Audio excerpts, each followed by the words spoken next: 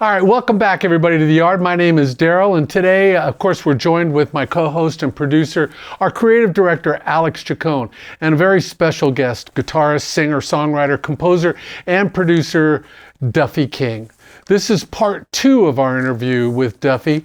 So be sure to check out our first part, and we've got a part 3 that's going to come up. This section covers musical industry challenges, and we're going to talk about the difficulties of being a touring musician. All right, there's a couple of questions I'm going to read to make sure that I get them right, but touring has become difficult at best for a lot of musicians, and of course, you know, it's a young man's game, and so as you tour and the demands of your career, and of course you get invited, and that's a blessing in and of itself. How do you deal with the challenges, and what kind of advice can you give to a touring player, young or old? Yeah, I was going to say thank you for saying it's a young man's game. I'll take that. It's become really difficult. Costs are just through the roof for everything, and that tends to be the driving factor of a lot of it. And it has become, I guess, Live Nation, stuff like that. There's just more hands in the pies. Stuff like that. It seems like the contracts with the venues even as well are getting more strict as far as merch and things like that. Yep. As I've seen a lot of some of the bands that I follow, they're actually voicing out what their cuts are for those things, and it's an issue that the industry needs to solve, because music is part of everyone's lives, and those touring musicians, we need to be sure that we're supporting them correctly. In your situation specifically, they are established. John is established. Correct. And so you guys don't deal with as many of the issues, but you are seeing them. But a younger, starting out bands, things like that, bands that are trying to start touring and things like that, that's even, you're seeing the challenges at that level of an established band. Imagine even just starting out, it's almost impossible to even imagine being able to tour. It is, and I was going to say that. I said, actually, I'm kind of lucky because I am in an established environment with John Lodge. In starting out, you just have to figure you're going to sleep in your vans or you're going to couch surf, and you're just going to do all social networking and kind of make your own tour a lot, because you won't even get looked at hardly, by agents and stuff until you have some sort of, notoriety. Right. And in that case, it is a young man's game, because who's going to go, sleep on couches and in vans and stuff, Have you ever had to sleep in a van? I did. I have. When I was young, we did. We slept in vans on the back of trucks a couple times, and we've, It can get stinky. It can. It was only a rare occasion. I was pretty lucky even back then. You could get a decent tour booked with a good band without having like a hit record or something. We toured across the country. Once again, my long lifetime friend Alan Hewitt. I'm going to wear it because that's our other band, my other band, Alan Hewitt, One Nation. And we're finding it even with Alan Hewitt and myself. Alan's been with the Moody Blues since 2009. The drummer, Billy Ashbaugh, a monster. He's played with Pat Benatar. He was in the original NSYNC. He's played with, tons of people. Our bass player, David Johnson, was the bass player for Aaron Neville and the Neville Brothers for, years. These are, institutions. And we have a great album. Our last album was great, but we're even finding the hurdles that you guys are talking about. We're going, oh my gosh, if we're going to go out and we're going to have to bunk together in one room and stuff like that, Right. We're and some of the things. So even with that, it's hard, Right. And you have what are called 360 deals now, and that's when I say deals, that's recording label deals for whatever that means anymore. But they will take not only your recording stuff, but they want your merch. your publishing. That's right. You know, so there and portions of ticket sales at shows. I mean, who ever heard of a record company getting portions of your ticket sales at shows? We're going to talk about a lot of this stuff, Duffy, especially in this next round of what we're putting up on, and it's concerning. You and I in the green room talked a little bit about this kind of stuff, and we're going to talk about that as it relates to even the creative aspect, let alone the touring. And you mentioned one thing that is really true, and whether or not ever that will change, because that bell's kind of been rung, is the hands in the pie.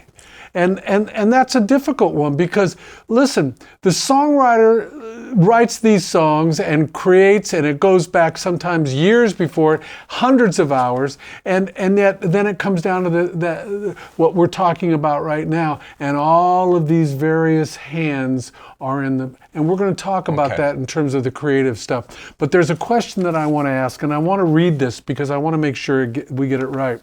In a recent study by a charity Help Musicians UK, they have found that over 60% of musicians have suffered from depression or psychological issues, with touring an issue of 71% of the respondents. How do you manage the physical and the mental toil of your constant traveling, your health, the performing aspect of it? It is. Because I know you're good at this. Yeah, it's night after night, right? It is. I mean, most of our tours, our days off are long travel days, you know, because face it, they don't want to pay you to be not working, you know, per se. You know, it's not economically, you know, beneficial. Here's your per diem. Move on. To have us sitting around, you know. So they try to time it, even if we don't have a show. A long travel day is sometimes harder than a show day, you know. That's right. But yeah, it is difficult to say the least. Touring health is number one. The health of everybody is number one. Starting with physical health, and maybe that starts with mental health too, but I don't know. But physical health is one of the biggest concerns on tour. And after COVID, it has become even more so. That's why we don't have meet and greets anymore, because you never know. There's just so much. I mean, everything has morphed even more so. You know, even if it's not COVID, there's some things that seem to have morphed. There just seems to be more, you know, things going around. So, because once one person gets it, and you have a 13, 14 person entourage, you know, spreads. It goes fast, you know, and you just can't. So we're very strict now about, and even masking up until, I mean, we try to remove ourselves from, you know, a lot of, you know, contact, and it's just what it is.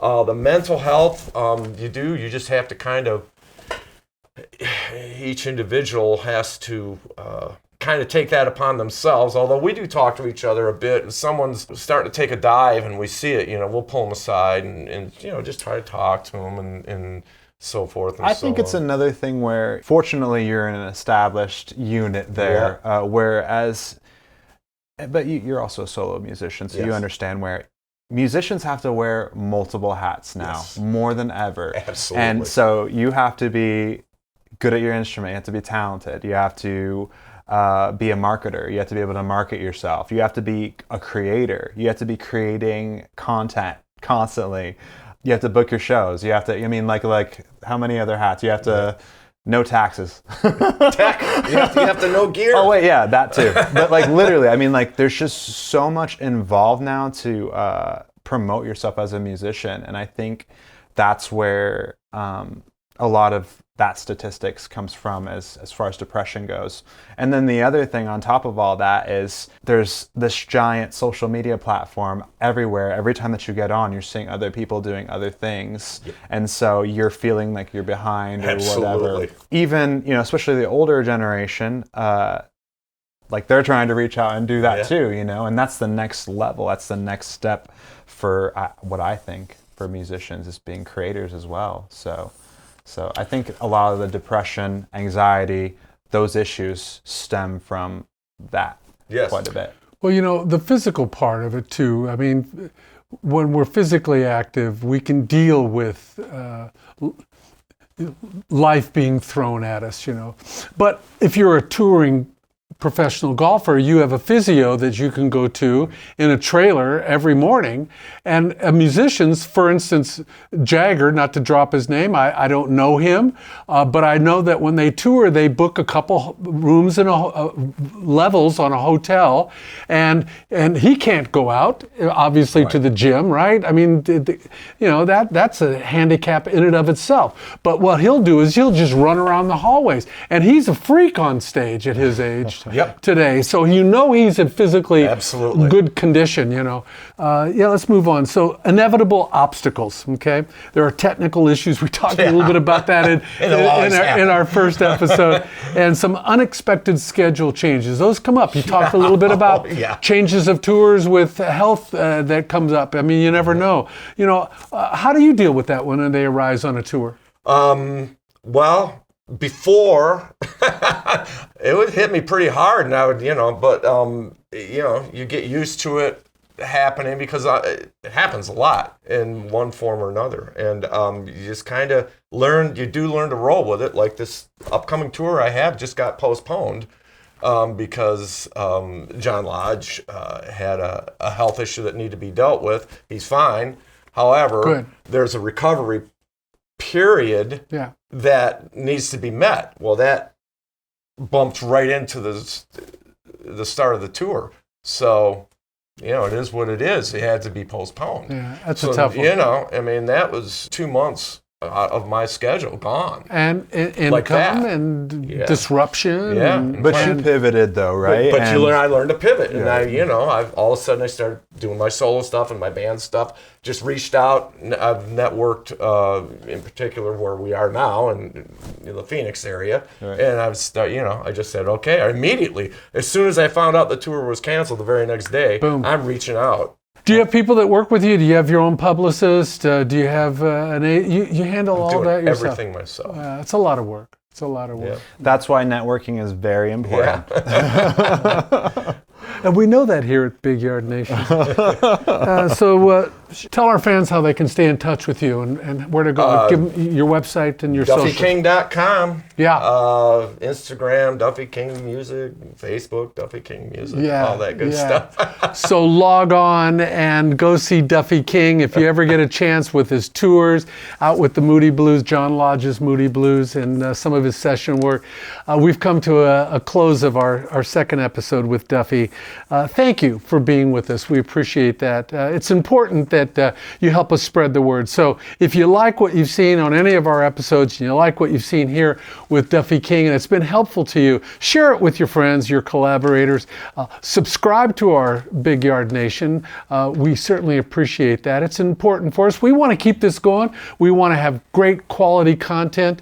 I said in one of our videos that are on our website, bigyardnation.com, there is no easy success. There's no easy formula at this other than to work hard and to sacrifice. So when you're out there getting to wherever it is you're getting to, I hope all your dreams come true. God bless. Stick around for another episode. Thanks for joining us today in the yard.